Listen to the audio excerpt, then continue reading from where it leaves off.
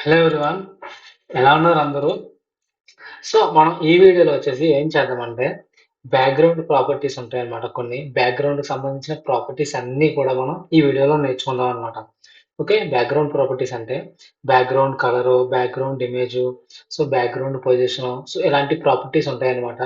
ఇవన్నీ కూడా మనం ఈ వీడియోలో నేర్చుకుందాం. పూర్తిగా బ్యాక్గ్రౌండ్ ప్రాపర్టీస్ అన్నీ నేర్చుకుందాం. అంతకన్నా ముందు మన ఛానల్ కనుక ఎవరైనా కొత్తగా వచ్చినట్లయితే కనుక సబ్స్క్రైబ్ చేయండి. సో బ్యాక్గ్రౌండ్ అంటే ఇప్పుడు మనకు ఒక వెబ్ పేజ్ అనేది ఉంది కదా.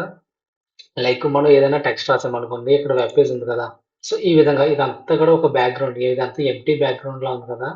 సో ఆ బ్యాక్గ్రౌండ్ మొత్తానికి కూడా మనం కలర్ని యాడ్ చేయొచ్చు, ఇమేజ్ని యాడ్ చేయొచ్చు. సో మనం ఏదైనా ఇమేజ్ని యాడ్ చేసామనుకోండి, ఆ ఇమేజ్ అనేది ఏ పొజిషన్లో ఉండాలి, లైక్ నాకు ఇక్కడ ఉండాలా లేదా ఈ సైడ్ ఉండాలా, ఆ ఇమేజ్ని కూడా మనం ఎక్కడ ఉండాలో కూడా పొజిషన్ పెట్టుకోవచ్చు అనమాట. సో అవన్నీ కూడా చూద్దాం. ఫస్ట్ మనం ఏం చేద్దామంటే ఈ టోటల్ బాడీ ఉంది కదా, ఇదంతా ఒక బాడీ కదా. సో ఈ టోటల్ బాడీకి ఒక బ్యాక్గ్రౌండ్ కలర్ అనేది యాడ్ చేద్దాం. సో దాన్ని యాడ్ చేయాలంటే ఏం చేయాలో ఒకసారి చూద్దాం. ఓకే, ఇప్పుడు ఇది వచ్చేసి ఇది బాడీ ఎలిమెంట్ కదా. మనం మనం వెబ్ పేజ్లోని ఏదైనా డిస్ప్లే చేయాలంటే ఎక్కడ రాస్తాం? ఓన్లీ బాడీ ఎలిమెంట్లో మాత్రమే కదా మనం డిస్ప్లే చేయడానికి రాస్తాం. సో అందుకని నేను ఏం చేస్తానంటే ఇప్పుడు ఈ టోటల్ బాడీ ఉంది కదా, టోటల్ బాడీ అంటే ఏంటి? టోటల్ వైట్ ఇదంతా ఉంది కదా. సో అదంతా వెబ్ పేజ్ అనమాట. సో నేను ఈ మొత్తానికి కూడా బ్యాక్గ్రౌండ్ కలర్ అనేది యాడ్ చేస్తాను. ఎలా యాడ్ చేస్తానో ఒకసారి చూడండి. ఓకే, మనం ఏం చేస్తాము, నార్మల్‌గా ఏదన్నా ట్యాగ్ నేమ్ సెలెక్టర్స్ గట్టా యూజ్ చేసి కలర్స్ గట్టా అప్లై చేస్తాం కదా. సో అలాగే నేను ఈ బాడీ ఉంది కదా. సో ఈ బాడీ ఎలిమెంట్ యూజ్ చేసి టోటల్ బాడీకి బ్యాక్‌గ్రౌండ్ కలర్ అనేది యాడ్ చేస్తాననమాట. ఓకే. సో నేను బాడీ రాసాను, ఫ్లవర్ డ్రెస్ ఇచ్చాను. ఓకే, బ్యాక్గ్రౌండ్ కలర్కి ప్రాపర్టీ వచ్చేసి ఇదనమాట. బ్యాక్గ్రౌండ్ హైఫెన్ కలర్, ఇది వచ్చేసి ప్రాపర్టీ అనమాట బ్యాక్గ్రౌండ్ కలర్కి. వాల్యూ అనేది మనం ఏమైనా ఇవ్వచ్చు. మనం ప్రీవియస్గా కలర్ పిక్కర్ చూసాం కదా. సో ఆ విధంగా మనం కలర్ పిక్కర్కి వెళ్ళి మనకి ఇష్టం వచ్చిన కలర్ని సెలెక్ట్ చేసుకుని ఆ కోడ్ ఏదైతే ఉందో ఆ కోడ్ని మనం ఇక్కడ పేస్ట్ చేసుకోవచ్చు అనమాట. సో ఆ విధంగా నేర్చుకోవచ్చు. లేదా నేను ఫర్ ఎగ్జాంపుల్ రెడ్ అనేది ఇస్తున్నాను, సేవ్ చేశాను. ఓకే, ఇక్కడ రిఫ్రెష్ చేస్తున్నాను దీన్ని. చూసారా, ఇదంతా ఒక బాడీ కదా. సో నేను ఆ బాడీ ఎలిమెంట్ యూజ్ చేసి బ్యాక్గ్రౌండ్ కలర్ ఇస్తే టోటల్ ఇదంతా కూడా బ్యాక్గ్రౌండ్ మారిపోయింది అనమాట, సేమ్ కలర్. ఓకే, నేను అలాగే అదే కలర్ని నేను చేంజెస్ కూడా చేస్తాను అనమాట. మీకు ఇది తెలుసు కదా, కలర్ పిక్, దీని గురించి మనం ప్రీవియస్ క్లాస్లో తెలుసుకున్నాం. సో సపోజ్ నాకు వచ్చేసి ఈ కలర్ కావాలి. ఓకే, నేను సేవ్ చేశాను అండ్ ఇక్కడికి వచ్చేసరికి రీఫ్రెష్ చేద్దాం. ఓకే, రీఫ్రెష్ చూసారా, కలర్ అనేది చేంజ్ అయింది. సో ఈ విధంగా ఏంటంటే మనకు నచ్చిన కలర్స్ని, ఆర్జీబీ గురించి మనం ప్రీవియస్గా తెలుసుకున్నాం కదా. ఒకవేళ మీకు తెలియకపోతే ఒకసారి ప్రీవియస్ వీడియో చూడండి. ఈ విధంగా మనం ఏం చేయాలంటే మనకు కావాల్సిన బ్యాక్గ్రౌండ్ కలర్ ఓన్లీ బాడీకి కాదు, అది particular element like paragraph, heading, div, span, anchor tag, particular element కూడా మనం బ్యాక్గ్రౌండ్ కలర్ అనేది ఇవ్వచ్చు అనమాట. ఓన్లీ ఈ బ్యాక్గ్రౌండ్ కలర్ ప్రాపర్టీ యూస్ చేసి బ్యాక్గ్రౌండ్ కలర్ ఇవ్వచ్చు అనమాట. ఓకే, నేను ఇక్కడ వచ్చేసి ఇంకో కలర్ అనేది వేస్తాను. ఫర్ ఎగ్జాంపుల్ నేను ఇక్కడికి వచ్చేసి ఆక్వా అనే కలర్ ఇస్తున్నాను. సేవ్ చేశాను. ఒకసారి రిఫ్రెష్ చేసి చూద్దాం. ఓకే, చూసారు, ఆక్వా కలర్ అంతా చేంజ్ అయింది. సో ఇప్పుడు వచ్చేసి ఏం చేద్దామంటే బాడీకి మనం ఆక్వా ఈ కలర్ ఇచ్చాం కదా. సో నేను ఏం చేస్తానంటే ఇప్పుడు నార్మల్గా బాడీలో ఒక H1 ట్యాగ్ అనేది రాస్తాను. లైక్ ఓకే, నేను బాడీలో ఒక H1 ట్యాగ్ అనేది రాశాను. ఈ H1 ట్యాగ్ అనేది ఏంటంటే ఆ కలర్ ఏదైతే ఉందో బ్యాక్గ్రౌండ్ దాని మీద డిస్ప్లే అవుతుంది అనమాట. ఓకే, ఒకసారి రిఫ్రెష్ చేద్దాం. చూసారా, ఈ విధంగా మన కంటెంట్ అనేది నార్మల్ గానే ఉంటది. కలర్ ఏదైతే ప్రీవియస్ గా వైట్ ఉంది కదా టోటల్ అంతానే, సో ఆ ప్లేస్ లో మనం ఏ కలర్ ఇస్తామో ఆ కలర్ అనేది చేంజ్ అయిపోద్ది. ఓకే, ఇది వచ్చేసి హలో వరల్డ్ కదా. ఇప్పుడు నేను ఏం చేయాలనుకుంటున్నానంటే ఓన్లీ ఈ హలో వరల్డ్ కి మాత్రమే, అంటే ఓన్లీ ఆ ఒక్క ఎలిమెంట్ కి మాత్రమే నేను బ్యాక్గ్రౌండ్ కలర్ ఇవ్వాలనుకుంటున్నాను.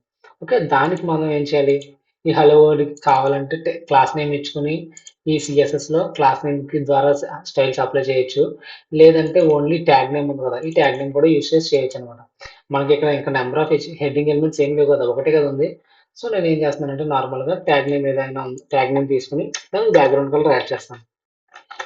ఓకే, ఇప్పుడు వచ్చేసి దీనికి బ్యాక్గ్రౌండ్ కలర్, దీనికి ఏమిద్దాం, దీనికి బ్యాక్గ్రౌండ్ కలర్ వచ్చేసి అక్కడ అది ఆక్వా ఉంది కదా. సో దీనికి వచ్చేసి మనం ఒక బ్లూ అనేది ఇద్దాం అనమాట. ఓకే, దీనికి వచ్చేసి ఒక బ్లూ అనేది ఇస్తున్నాం బ్యాక్గ్రౌండ్ కలర్. సేవ్ చేశాను. ఒకసారి రిఫ్రెష్ చేసి చూద్దాం. రిఫ్రెష్ చేసి చూస్తే ఓన్లీ ఈ హలో వరల్డ్ అన్న వర్డ్కి మాత్రమే బ్యాక్గ్రౌండ్ కలర్ బ్లూ ఉంటుంది. రిమైనింగ్ అంతా కూడా ఈ ఆక్వా కలర్ ఉంటుంది అనమాట. ఒకసారి రిఫ్రెష్ చేద్దాం. చూసారా, ఓన్లీ హలో వరల్డ్ అన్న మాత్రమే బ్యాక్గ్రౌండ్ కలర్ చేంజ్ అయింది. రిమైనింగ్ అంతా కూడా ఇదంతా కూడా టోటల్ బాడీకి ఇచ్చిన బ్యాక్గ్రౌండ్ కలర్ అనమాట. ఇక్కడ మీరు అబ్జర్వ్ చేసినట్లయితే హలో వరల్డ్ అని ఇదే ఈ వర్డ్ ఇక్కడి వరకే కదా ఉంది. సో ఇదంతా కూడా ఆక్యుపై చేసిందనమాట. సో ఇదేంటంటే ఇది ఒక బాక్స్ మోడల్ అనమాట. మీకు ఫర్దర్ కాన్సెప్ట్ ఫర్దర్ టాపిక్స్‌లో వస్తది. అప్పుడు తర్వాత తెలుసుకుందాం. ఇదొచ్చేసి మనం బ్యాక్‌గ్రౌండ్ కలర్‌ని ఇచ్చే విధానం అనమాట. Okay. Background colour property use చేసి మనం ఏ వాల్యూ ఇస్తే ఆ కలర్ అనేది బ్యాక్‌గ్రౌండ్‌లో యాడ్ అవుద్దనమాట. అది బాడీకైనా ఇవ్వచ్చు. లేదంటే సెపరేట్‌గా పర్టిక్యులర్ ఎలిమెంట్స్ కన్నా సరే మనం బ్యాక్‌గ్రౌండ్ కలర్ అనేది ఇవ్వొచ్చనమాట. ఓకేనా? ఇప్పుడు నెక్స్ట్ వచ్చేసి ఏంటంటే బ్యాక్‌గ్రౌండ్ ఇమేజ్. ఇప్పుడు మనం బ్యాక్‌గ్రౌండ్ కలర్ ఇచ్చాం కదా! ఈ విధంగా బ్యాక్‌గ్రౌండ్ కలర్ ఇచ్చాం కదా! సేమ్ ఇలాగే మనకు నచ్చిన ఒక బ్యాక్‌గ్రౌండ్ ఇమేజ్ అనేది ఇవ్వొచ్చనమాట. బ్యాక్‌గ్రౌండ్ ఇమేజ్ ఇచ్చి సో దాని మీద మనం ఇలా టెక్స్ట్‌ని డిస్‌ప్లే చేయొచ్చనమాట. సో అది ఎలాగో ఒకసారి చూద్దాం. నేను ఇది రిమూవ్ చేసేస్తున్నాను. ఓకే. సేవ్ చేశాను. ఓకే. ఇప్పుడు ఏం చేద్దామంటే బ్యాక్‌గ్రౌండ్ ఇమేజ్ కదా! సో ఇప్పుడు బ్యాక్‌గ్రౌండ్ కలర్‌కి మనం బ్యాక్‌గ్రౌండ్ కలర్ అన్న ప్రాపర్టీ యూజ్ చేసాం కదా! సో అలాగే బ్యాక్‌గ్రౌండ్ ఇమేజ్‌కి కూడా బ్యాక్‌గ్రౌండ్ ఇమేజ్ అనే ప్రాపర్టీ ఉంటది. సో అది యూజ్ చేసి మనం ఈ ఇమేజ్‌ని డిస్‌ప్లే చేద్దామనమాట. ఓకే. మనం ప్రీవియస్‌గా హెచ్‌టీఎంఎల్‌లో ఇమేజ్‌ని క్రియేట్ చేయడానికి ఏం చేసాం? పాత్ అనేది ఇచ్చాం కదా! సో అలాగే ఇక్కడ కూడా పాత్ అనేది ఇవ్వాలనమాట. సో నేనేం చేస్తున్నాను, నాకు బాడీ అంతా కూడా ఇమేజ్ అనేది డిస్‌ప్లే అవ్వాలి. సో బాడీ వచ్చి ఓకే. ఇక్కడ చూసారా background image. Okay. Background image property ఇచ్చిన తర్వాత దానికి యూఆర్ఎల్ ఇవ్వాలి కదా! సో యూఆర్ఎల్ బ్రాకెట్స్ ఓపెన్ చేసి ఈ బ్రాకెట్స్‌లో డబుల్ కోట్స్‌లో మనం ఆ పాత్ అనేది ఇవ్వాలన్నమాట. ఓకే. ఇదొచ్చేసి సింటాక్స్ అన్నమాట. బ్యాక్‌గ్రౌండ్ ఇమేజ్‌కి వచ్చేసి ఇదొక సింటాక్స్. బ్యాక్‌గ్రౌండ్ ఇమేజ్ ప్రాపర్టీ ఇచ్చాం. కాలన్ పెట్టాం. యూఆర్ఎల్ ఆఫ్ యూఆర్ఎల్ ఇవ్వాలి కదా! యూఆర్ఎల్ ఆఫ్ డబుల్ కోట్స్‌లో ఆ ఇమేజ్ యొక్క పాత్ అనేది ఇవ్వాలి. ఓకే. నేనేం చేస్తానంటే నా దాంట్లో ఉన్న ఒక పిక్చర్ అనేది నేను యాడ్ చేస్తాను. ఓకే. ఓకే. నేనొచ్చేసి ఈ ఇమేజ్ ఉంది కదా! దీన్ని సెలెక్ట్ చేశాను. ఇక్కడ ఓపెన్ విత్ అని ఉంది కదా! ఇక్కడ ఓపెన్ విత్ ఇక్కడ ఫైర్‌ఫాక్స్ అని ఉంది కదా! నేను ఈ ఫైర్‌ఫాక్సే కాదు ఇక్కడ క్రోమ్ అని కూడా ఉంటది. సో, దాని ద్వారా కూడా ఓపెన్ చేయండి. ఓపెన్ చే ఓకే. ఇది లోడ్ అవుతుంది. ఓకే.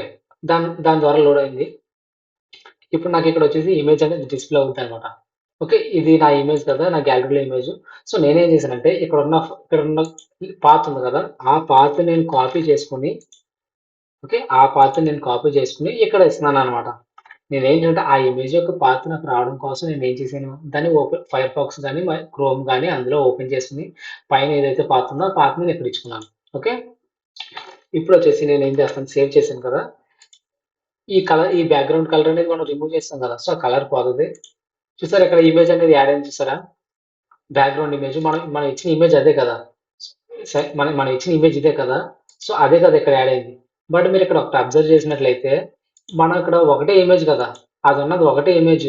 బట్ ఇక్కడ ఎన్ని డిస్‌ప్లే అయ్యాయి మనకి 1, 2, 3, 4 సో, అలా నంబర్ ఆఫ్ అంటే ఉన్న ఇమేజ్ ఏదైతే ఉందో అది రిపీటెడ్‌గా డిస్‌ప్లే అయింది. రిపీటెడ్‌గా వచ్చింది కదా! సో, మనం దీన్ని కూడా కంట్రోల్ చేయొచ్చనమాట. ఇంకో ప్రాపర్టీ యూజ్ చేసి మనకిలా రిపీటెడ్‌గా వచ్చినియి కదా! ఇక్కడ 1, 2, 3, 4 ఇలా నంబర్ ఆఫ్ వచ్చినియి. సో, మనం ఇవన్నిటిని రిపీటెడ్‌గా ఉన్నవన్నీ కూడా మనం తీసేయొచ్చనమాట. దానికొచ్చేసి మనం ఇంకొక ప్రాపర్టీ యూజ్ చేయాలనమాట. ఓకే. అది ఏంటనేది ఒకసారి చూద్దాం. ఓకే. బ్యాక్‌గ్రౌండ్ ఇమేజ్ అనేది ఇచ్చాం కదా! ఓకే. అది బ్యాక్‌గ్రౌండ్ ఇమేజ్ అనేది నార్మల్‌గా బాగానే డిస్‌ప్లే అయింది. సో, నాకు ఈ ఇమేజ్ అనేది రిపీటెడ్‌గా ఉంది. నాకది రిపీటెడ్‌గా ఉండకూడదు. సో, అలాంటప్పుడు నేనేం చేస్తానంటే, బ్యాక్‌గ్రౌండ్ రిపీట్ అనే ఒక ప్రాపర్టీ ఉంటదనమాట. ఓకే. బ్యాక్‌గ్రౌండ్ రిపీట్ అనే ఒక ప్రాపర్టీ ఉంటది. సో, దానికి నేను వాల్యూ ఏమిస్తానంటే, నో రిపీట్ అనే ఒక వాల్యూ ఇస్తాను. ఓకే. సేవ్ చేశాను. ఇప్పుడు ఒకసారి రిఫ్రెష్ చేసి చూద్దాం. అసలు ఈ ఇమేజ్ ఒకటుందా? లేదా నంబర్ ఆఫ్ ఉన్నాయా? రిఫ్రెష్ చేసి చూద్దాం తెలిసిద్దనమాట. ఓకే. చూసారా ఒకటే ఉంది. మనం ఇదే కదా ఇమేజ్ ఒకటే కదా ఇమేజ్ మనం అక్కడ ఇచ్చింది. సో, ఆ ఇమేజే ఇక్కడికొచ్చేసరికి డిస్‌ప్లే అయింది.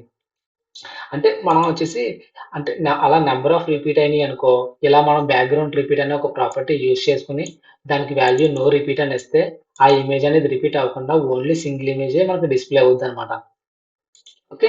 ఇదొచ్చేసి బ్యాక్‌గ్రౌండ్ రిపీట్ ప్రాపర్టీ. ఇంకొకటొచ్చేసరికి ఏంటంటే, ఈ ఇమేజ్ ఉంది గదా! మనకి ఇక్కడ ఇమేజ్ ఉంది గదా! ఈ ఇమేజ్‌ని మనం ఈ బాడీ ఉంది కదా! ఈ వెబ్ పేజ్, ఆ వెబ్ పేజ్‌లో మనం ఎక్కడ కావాలంటే అక్కడ పెట్టుకోవచ్చనమాట. సపోజ్ నాకిది ఇక్కడ ఉంది కదా! నాకిది ఇక్కడ కావాలి. రైట్ సైడ్ టాప్‌లో కావాలి. సో, నేను దాన్ని కూడా ఇక్కడ నేను మార్చుకోగలననమాట. ఒక ప్రాపర్టీ యూజ్ చేసి నేను దాన్ని కూడా మార్చేస్తాననమాట. ఓకే. నేను దానికి ఏం చేస్తున్నానంటే బ్యాక్‌గ్రౌండ్ పొజిషన్ అనే ఒక ప్రాపర్టీ ఉంటది. అది యూజ్ చేస్తున్నాను. Background position. ఓకే. ఈ బ్యాక్‌గ్రౌండ్ పొజిషన్ వచ్చేసి ఇప్పుడు నాకెక్కడ కావాలి? ఫర్ ఎగ్జాంపుల్ ఇది లెఫ్ట్ టాప్ కదా, ఇది రైట్ టాప్, ఇది లెఫ్ట్ బాటమ్, ఇది రైట్ బాటమ్ కదా. నాకు ఇమేజ్ వచ్చేసరికి ఇక్కడ రావాలన్నమాట. ఈ ఈ ఈ పార్ట్ లో రావాలి. సో దానికి నేను ఏం చేస్తానంటే బ్యాక్గ్రౌండ్ పొజిషన్. ఓకే, దానికి వాల్యూ ఏమి ఇవ్వాలి? నాకు ఆ ఇమేజ్ యొక్క పొజిషన్ ఎక్కడ కావాలంటే రైట్ లో. ఓకే, రైట్ లో బాటమ్ కావాలి. ఓకే, అంటే ఏంటి, ఇది రైటే కదా, ఈ సైడ్ అంటే రైటే కదా, నాకు ఈ కింద కావాలన్నమాట. సో దానికి నేనేం చేస్తున్నాను, రైట్ లో నాకు బాటమ్ ప్లేస్ లో నాకు ఆ ఇమేజ్ అనేది కావాలని చెప్తున్నాను. సేవ్ చేసిన ఒకసారి రిఫ్రెష్ చేసి చూద్దాం, ఇమేజ్ ప్లేస్ అనేది చేంజ్ అయిందో లేదో చూద్దాం. సో నేనేం చేస్తున్నానంటే రైట్ బాటమ్ కాకుండా నార్మల్ గా రైట్ టాప్ అనేది వేస్తున్నాను. ఓకే, దానికి నాకు రైట్ లో టాప్ అనేది కావాలన్నమాట. సేవ్ చేశాను. ఇప్పుడు ఏమవుతుందో ఒకసారి చెక్ చేసి చూద్దాం. ఇది ఇక్కడ ఉంది కదా, నాకు ఇమేజ్ అనేది ఇక్కడికి రావాలన్నమాట. దాన్ని రిఫ్రెష్ చేస్తున్నాను. ఓకే, దాని పొజిషన్ అనేది చేంజ్ అయింది చూసారా, అది ఎక్కడి నుండి ఇక్కడికి దాని పొజిషన్ అనేది చేంజ్ అయింది. సో ఈ విధంగా మనం పొజిషన్ అనేది చేంజ్ చేసుకోవచ్చు. నెంబర్ ఇంకా డిఫరెంట్ ప్రాపర్టీస్ ఉంటాయి, right bottom, right top. So ఈ విధంగా కూడా ఉంటాయి అన్నమాట. ఓకే, ఇది వచ్చేసి పొజిషన్ అన్నమాట, ఇమేజ్ యొక్క పొజిషన్. మనం అసలు ఇమేజ్ యొక్క పొజిషన్ కనుక ఏమీ ఇవ్వకపోతే, సో అది డిఫాల్ట్ గా వచ్చేసి మనకు డిఫాల్ట్ గా పేజ్ ఎక్కడి నుంచి కదా స్టార్ట్ అవుతుంది. సో అది డిఫాల్ట్ గా అక్కడికి వచ్చేస్తుంది అనమాట.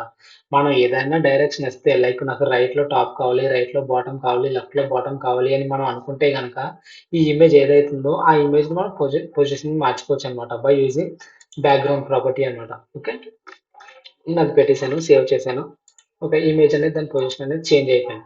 ఓకే, నెక్స్ట్ వచ్చేసరికి ఏంటంటే నెక్స్ట్ ప్రాపర్టీ వచ్చేసి అటాచ్మెంట్ అన్నమాట. ఇప్పుడు అటాచ్మెంట్ అనే ఒక ప్రాపర్టీ ఉంటుంది, బ్యాక్గ్రౌండ్ అటాచ్మెంట్ అని. దానికి వాల్యూ వచ్చేసరికి ఫిక్స్డ్ అండ్ ఆర్ స్క్రోల్డ్ అనమాట. Scroll, fixed. ఇప్పుడు ఇది ఏంటంటే, ఇప్పుడు మనకి ఈ వెబ్ పేజ్ ఉంది కదా, లైక్ ఇప్పుడు కంటెంట్ అనేది చాలా ఎక్కువ ఉంది అనుకోండి, మనకి వెబ్ పేజ్ ఏమవుతుంది, స్క్రోల్ అవుతుంది కదా, ఇలా పై టాప్ కి బాటమ్ కి ఇలా స్క్రోల్ అవుతుంది కదా. సో అలా స్క్రోల్ అయ్యేటప్పుడు కూడా నాకు ఇమేజ్ ఏం జరగాలనేది కూడా మనం చెప్పొచ్చు అనమాట. అలా వెబ్ పేజ్ అనేది స్క్రోల్ అవుతున్నప్పుడు నాకు ఇమేజ్ ఫిక్స్డ్ గా ఉండాలా, లేదంటే ఇమేజ్ కూడా స్క్రోల్ అవ్వాలా అని మనం చెప్పొచ్చు అనమాట. సో దానికోసం మన దగ్గర బ్యాక్గ్రౌండ్ అటాచ్మెంట్ అనే ఒక ప్రాపర్టీ ఉంది. సో అది ఒకసారి రాద్దాము. అది రాయడం కన్నా ముందు మనకి ఏం కావాలి, ఈ వెబ్ పేజ్ అనేది స్క్రోల్ అవ్వాలి కదా.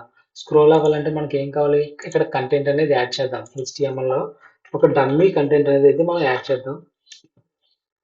లైక్ నేను ఒక డమ్మీ కంటెంట్ అనేది యాడ్ చేస్తాను. ఎందుకంటే వెబ్ పేజ్ అనేది స్క్రోల్ అయితే అప్పుడు మనం ఆ ప్రాపర్టీ యూజ్ చేయడం వల్ల అది ఎంతవరకు మనం ఆ ప్రాపర్టీ యూజ్ చేయడం వల్ల అది ఎంతవరకు మనకి తెలుస్తుంది కదా, అర్థమవుతుంది కదా, అది ఫిక్స్డ్ గా ఉందా, స్క్రోల్ అవుతుందా అని తెలుస్తుంది. లైక్ నేను ఇప్పుడు ఒక 600 వర్డ్స్ తో ఒక డమ్మీ డేటా అయితే తీసుకున్నాను, సేవ్ చేశాను. ఈ డేటా అంతా ఏం లేదు, మీరు ఏం కంగారు పడకండి. నేను ఒకసారి రిఫ్రెష్ చేస్తున్నాను. ఓకే, ఇది ఇంకా మనకి ఇంకా డేటా అనేది కావాలి. ఓకే, ఈ డేటా చూసారా, ఈ ఇమేజ్ పైన వచ్చింది. అందుకే ఆ ఇమేజ్ అనేది ఏంటంటే బ్యాక్గ్రౌండ్ ఇమేజ్ కదా. సో టెక్స్ట్ అనేది ఆ ఇమేజ్ మీద నుంచి వస్తుంది అనమాట. సో నేను ఏం చేస్తానంటే సేమ్ దీన్నే కాపీ చేసి మళ్ళీ కింద పేస్ట్ చేస్తాను. ఓకే, ఇదంతా ఎందుకంటే జస్ట్ ఆ స్క్రోల్ అవుతుందా లేదా అంటే ఆ ప్రాపర్టీ యూజ్ చేస్తే మనకి ఎటువంటి రిజల్ట్ వస్తుందో మనం తెలుసుకోవడం కోసం మాత్రమే నేను ఈ డమ్మీ డేటాని రాస్తున్నాను. ఇది ఎటువంటి యూజ్ లేదు మనకి ఇది. సో ఒకసారి రిఫ్రెష్ చేద్దాం. ఓకే, ఇక్కడ అబ్జర్వ్ చేయండి, వెబ్ పేజ్ చూసారా ఇలా స్క్రోల్ అవుతుంది కదా. స్క్రోల్ అవుతుంది బాగానే ఉంది, కానీ నాకు ఈ ఇమేజ్ కూడా స్క్రోల్ అయిపోతుంది కదా. నాకు ఆ ఇమేజ్ అనేది స్క్రోల్ అవ్వకూడదు, అది ఏ పొజిషన్ లో ఉందో ఆ పొజిషన్ లో ఉండాలి. ఓన్లీ కంటెంట్ మాత్రమే స్క్రోల్ అవ్వాలి. అలాంటి టైంలో ఏం చేస్తామంటే మనం బ్యాక్గ్రౌండ్ అటాచ్మెంట్ అనేది ప్రాపర్టీ ఉంటుంది. సో దానికి నేను వాల్యూ ఫిక్స్డ్ అని ఇస్తాను. ఓకే, బ్యాక్గ్రౌండ్ అటాచ్మెంట్ కి నేను ఏం ఇస్తానంటే వాల్యూ ఫిక్స్డ్ ఇస్తాను అనమాట. సేవ్ చేశాను. ఒకసారి రిఫ్రెష్ చేసి చెక్ చేద్దాం ఏం జరుగుతుంది ఏంటనేది మనకు అర్థమవుద్ది. రిఫ్రెష్ చేశాను. ఓకే, ఇందాక ఏమైంది, ఈ ఇమేజ్ అనేది అంత స్క్రోల్ అయిపోయింది కదా. ఇప్పుడు చూడండి ఏమవుతుంది, ఓన్లీ కంటెంట్ మాత్రమే స్క్రోల్ అవుతుంది. ఆ ఇమేజ్ అనేది అసలు ఆ చిన్నది కూడా కదలదు, మూవ్ అవ్వట్లేదు. అది ఎలాగుందో అలాగుంది, ఓన్లీ కంటెంట్ మాత్రమే స్క్రోల్ అవుతుంది. ఇది వచ్చేసి బ్యాక్గ్రౌండ్ ప్రాపర్టీ అన్నమాట. ఓకే, ఇప్పుడు మనం ఈ వీడియోలో తెలుసుకుంది ఏంటంటే బ్యాక్గ్రౌండ్ కి సంబంధించిన కొన్ని ప్రాపర్టీస్ ఉంటాయి. ఒకటి బ్యాక్గ్రౌండ్ కలర్ ఉంటుంది. అంటే మనం ఒక బ్యాక్గ్రౌండ్ మనం పర్టికులర్ ఎలిమెంట్ కానీ లేదా ఒక టోటల్ బాడీ కానీ ఒక కలర్ అనేది బ్యాక్గ్రౌండ్ లో యాడ్ చేయాలంటే బ్యాక్గ్రౌండ్ కలర్ ప్రాపర్టీ యూస్ చేసి యాడ్ చేస్తాం. ఓకే, రెండు రెండు వచ్చేసి బ్యాక్గ్రౌండ్ ఇమేజ్ అనే ఒక ప్రాపర్టీ ఉంటుంది. మనకు బ్యాక్గ్రౌండ్ అంతా కూడా ఒకటే ఇమేజ్ అనేది కనిపించడం కోసం బ్యాక్గ్రౌండ్ ఇమేజ్ ప్రాపర్టీ యూస్ చేసి URL ఇచ్చి దాని బ్రాకెట్ లో డబుల్ కోట్స్ లో దాని యొక్క పాత్ అనేది ఇస్తాం. ఓకే. అండ్ అలాగే బ్యాక్‌గ్రౌండ్ రిపీట్. మనం ఇచ్చిన ఇమేజ్ ఏదైతే ఉందో, ఆ ఇమేజ్ అనేది నంబర్ ఆఫ్ టైమ్స్ అనేది రిపీట్ అవుతుందనుకో, మనకు అన్నెసెసరీగా రిపీట్ అవుతుంది కదా దానర్థం.